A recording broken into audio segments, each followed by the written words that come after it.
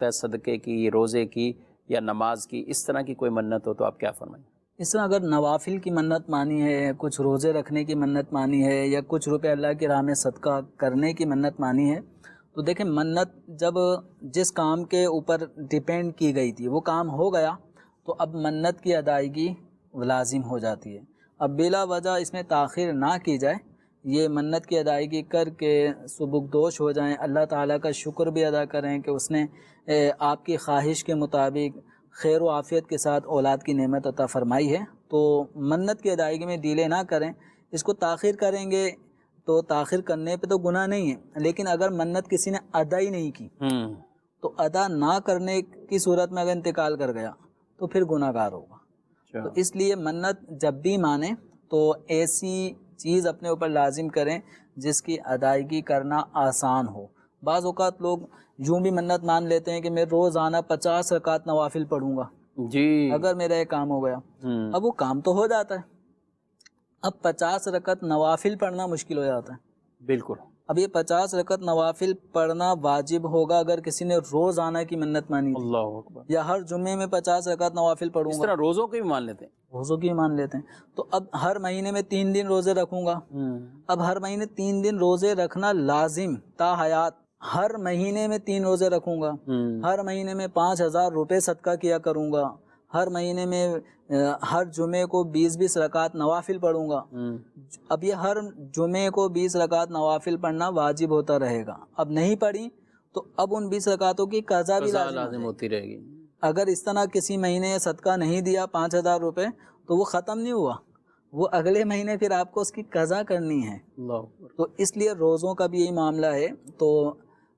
جس کو ہم کہتے ہیں نا کہ جتنی چادر اتنی پاؤں پھیلائیں، جتنی ہماری استطاعت ہے ہم عبادت اپنے اوپر اتنا ہی اس کا اہتمام کریں۔ اللہ تبارک و تعالی ہماری عبادت کا محتاج نہیں ہے، جب ہم نے اپنے اوپر التزام کیا ہے تو اب اس کا مواخذہ ہے۔ تو اس لیے منت میں وہ افعال اپنے اوپر لازم کیے جائیں جو بآسانی ادا کیے جا سکیں۔ اور یہ آپ نے کہا ہے نا کروں گا تو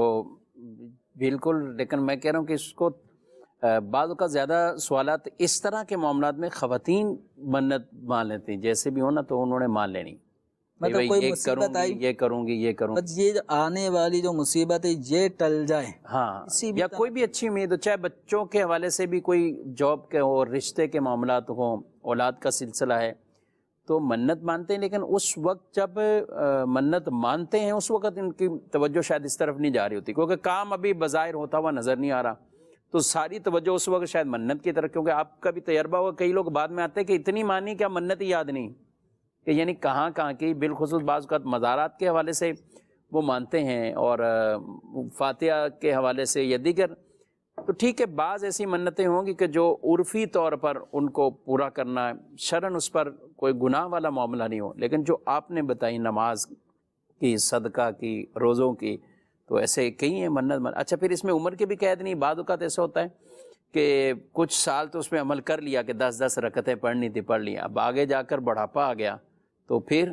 روزانہ کا مطلب تا حیات ہی ہوگا۔ 1 مہینے تک روزانہ، تو ایک مہینے تک لمیٹڈ ہو گیا، وہ 1 مہینے کے بعد پھر منت کا وہ معاملہ ختم، لیکن اس 1 مہینے میں تو آپ کو روزانہ وہ کام کرنا ہوگا جو روزانہ کی بنیاد پہ اپنے اوپر نماز کی صورت میں یا صدقے کی صورت میں یا درود شریف کی ایک مخصوص تعداد کے اعتبار سے کہ میں روزانہ 500 مرتبہ درود پڑھوں گا، درود شریف کے حوالے سے تو منت کا پورا کرنا ضروری ہوگا، واجب کا، کیونکہ منت کے شرائط میں سے ایک شرط یہ ہے کہ اپنے اوپر وہ کام لازم کیا جائے